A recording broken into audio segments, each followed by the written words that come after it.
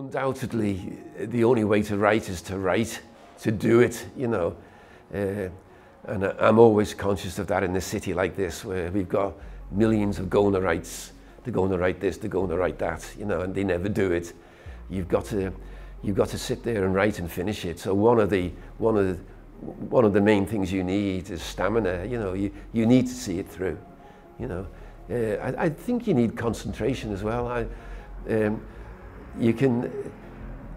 It's, you know, people talk about becoming the character. You know, and it's more than that. You've got to become the character, and become that character 100%.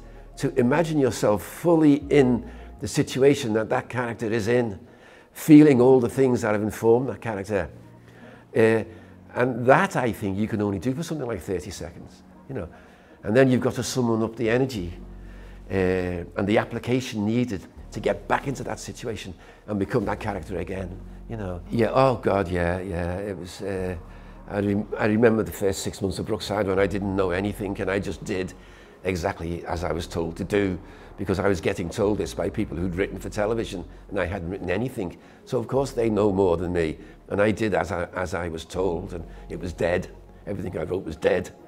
And it took a while for me to invest something of myself in that story, to take a story I was being told to tell, but tell that story in my way and inform it with my attitude towards life, my own voice, you know, and become those characters, 100% become those characters, and face the situations they were facing, totally concentrating on that, giving of myself, you know, and it took me a while to learn that, you know, and you've got to learn that, because if you don't learn that, you're no longer a writer, you're a secretary.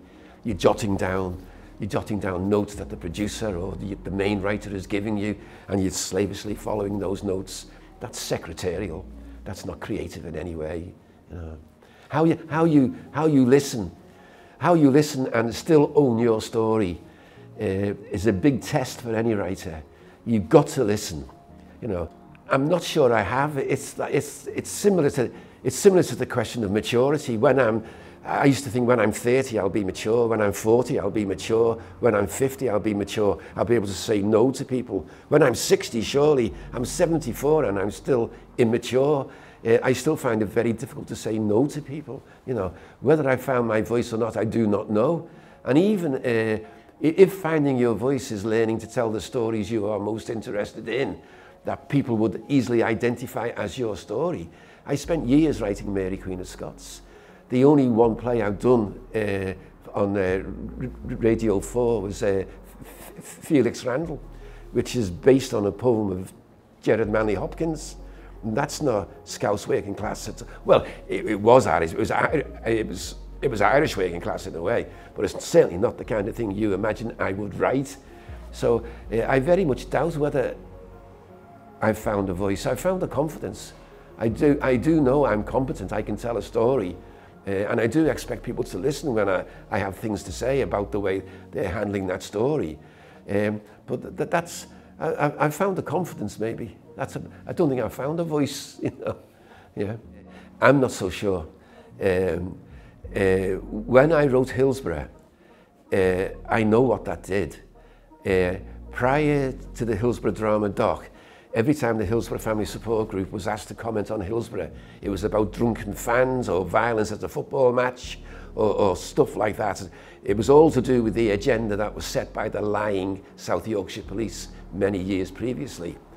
When we did Hillsborough, the agenda we set, the agenda of the programme, was the incompetence of the South Yorkshire police.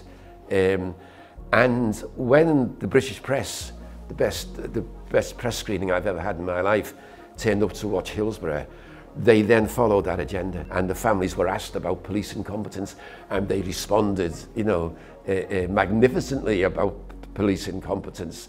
So I do think that the thing that drama docs and drama can change is the agenda, you know, but that's very valuable, you know, and even if the agenda switches back to the old agenda, it was still very valuable.